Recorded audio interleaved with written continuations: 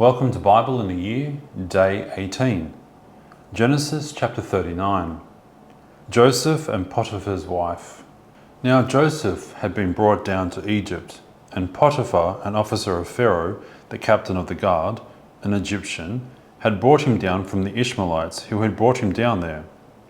The Lord was with Joseph, and he became a successful man, and he was in the house of his Egyptian master. His master saw that the Lord was with him, and that the Lord caused all that he did to succeed in his hands. So Joseph found favor in his sight and attended him, and he made him overseer of his house, and put him in charge of all that he had. From the time that he made him overseer in his house, and over all that he had, the Lord blessed the Egyptian's house for Joseph's sake. The blessing of the Lord was on all that he had, in house and field. So he left all that he had in Joseph's charge, and because of him he had no concern about anything but the food he ate. Now Joseph was handsome in form and appearance. And after a time his master's wife cast her eyes on Joseph and said, "Lie with me." But he refused and said to his master's wife, "Behold, because of me, my master has no concern about anything in the house, and he has put everything that he has in my charge. He is not greater in this house than I am, nor has he kept back anything from me except you, because you are his wife. How then can I do this great wickedness and sin against God?" And as she spoke to Joseph day after day, he would not listen to her, to lie beside her, or to be with her. But one day, when he went into the house to do his work, and none of the men of the house was there in the house, she caught him by his garment, saying, "Lie with me." But he left his garment in her hand, and fled, and got out of the house. And as soon as she saw that he had left his garment in her hand, and had fled out of the house, she called to the men of her household, and said to them, "See, he has brought among us a Hebrew to laugh at us. He came into me to lie with me, and I cried out with a loud voice. And as soon as he heard that I lifted up my voice and cried out, he left his garment beside me, and fled, and got out of the house." Then she laid up his garment by her until his master came home, and she told him the same story, saying, "The Hebrew servant whom you have brought among us came into me to laugh at me, but as soon as I lifted up my voice and cried, he left his garment beside me and fled out of the house." As soon as his master heard the words that his wife spoke to him, "This is the way your servant treated me," his anger was kindled. And Joseph's master took him and put him into the prison, the place where the king's prisoners were confined, and he was there in prison. But the Lord was with Joseph, and showed him steadfast love, and gave him favor in the sight of the keeper of the prison. And the keeper of the prison put Joseph in charge of all the prisoners who were in the prison. Whatever was done there, he was the one who did it. The keeper of the prison paid no attention to anything that was in Joseph's charge, because the Lord was with him, and in whatever he did, the Lord made it succeed. Genesis chapter 40. Joseph interprets two prisoners' dreams. Some time after this, the cupbearer of the king of Egypt and his baker committed an offense against their lord, the king of Egypt. And Pharaoh was angry with his two officers, the chief cupbearer and the chief baker, and he put them in custody in the house of the captain of the guard, in the prison where Joseph was confined. The captain of the guard appointed Joseph to be with them, and he attended them. They continued for some time in custody. And one night they both dreamed, the cupbearer and the baker of the king of Egypt, who were confined in the prison, each his own dream, and each dream with its own interpretation. When Joseph came to them in the morning, he saw that they were troubled. So he asked Pharaoh's officers who were with him in custody in his master's house, "Why are your faces downcast today?" They said to him, "We have had dreams, and there is no one to interpret them." And Joseph said to them, "Do not interpretations belong to God? Please, tell them to me." So the chief cupbearer told his dream to Joseph and said to him, "In my dream there was a vine before me, and on the vine there were 3 branches. As soon as it budded, its blossoms shot forth, and the clusters ripened into grapes. Pharaoh's cup was in my hand, and I took the grapes and pressed them into Pharaoh's cup, and placed the cup in Pharaoh's hand." Then Joseph said to him, "This is its interpretation. The 3 branches are 3 days. In 3 days, Pharaoh will lift up your head and restore you to your office, and you shall place Pharaoh's cup in his hand as formerly when you were his cupbearer. Only remember me when it is well with you, and please do me the kindness to mention me to Pharaoh, and so get me out of this house. For I was indeed stolen out of the land of the Hebrews, and here also I have done nothing that they should put me into the pit." When the chief baker saw that the interpretation was favorable, he said to Joseph, "I also had a dream. There were 3 cake baskets on my head, and in the uppermost basket there were all sorts of baked food for Pharaoh, but the birds were eating it out of the basket on my head." And Joseph answered and said, "This is its interpretation. The 3 baskets are 3 days.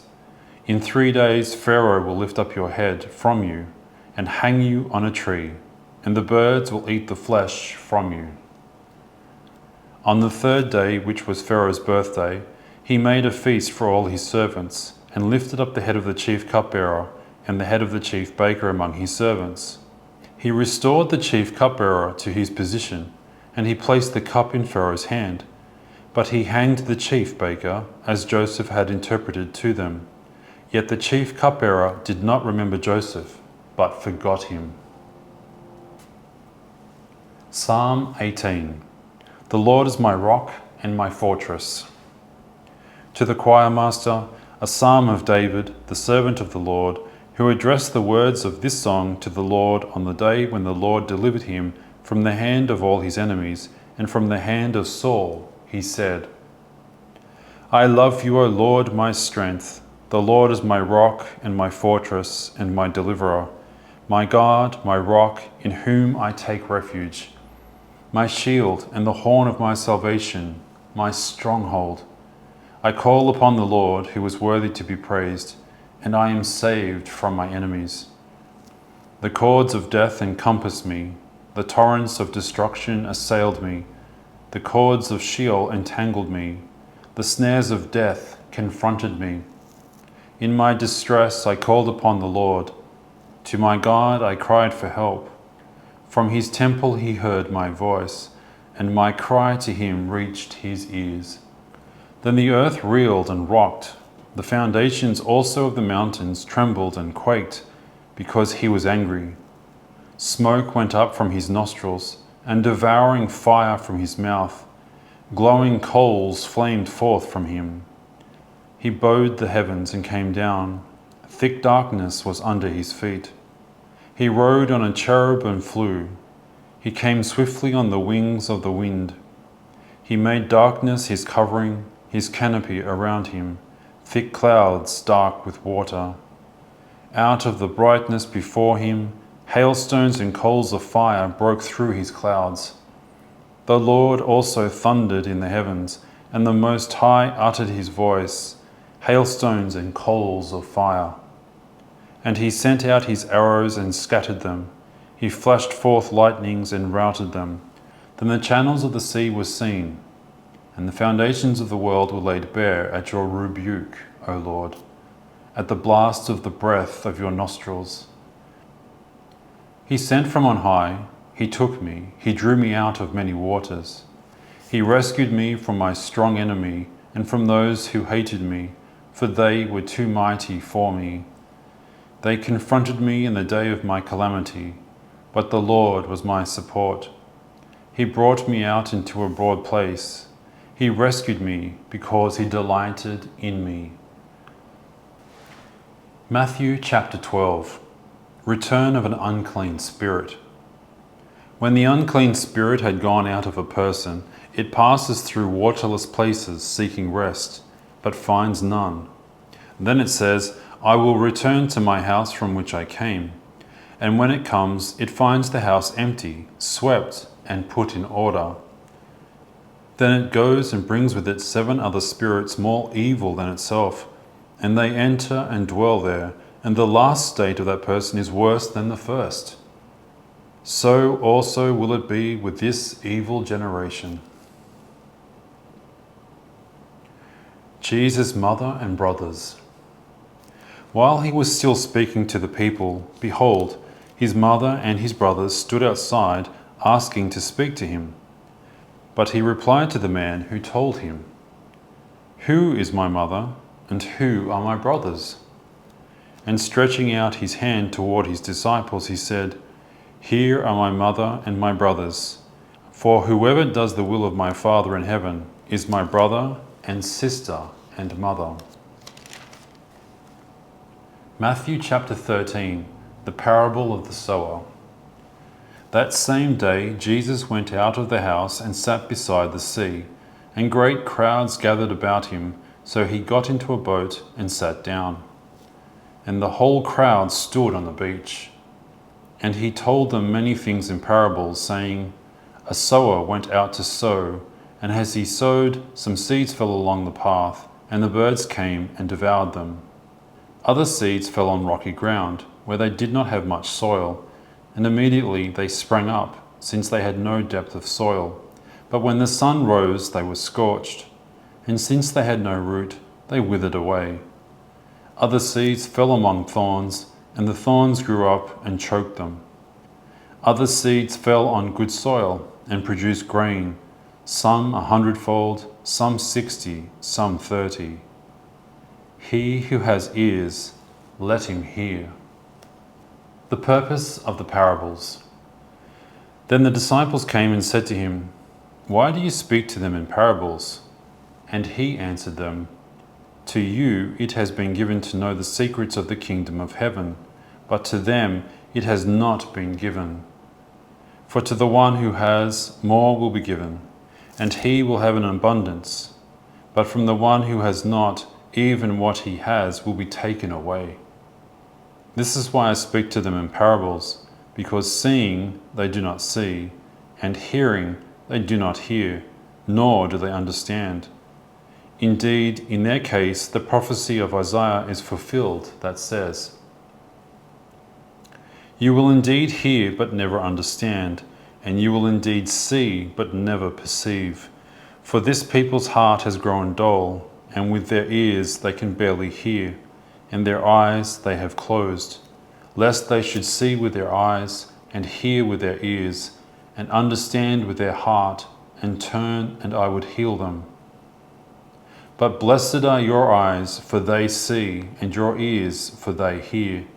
For truly I say to you, many prophets and righteous people longed to see what you see, and did not see it, and to hear what you hear, and did not hear it."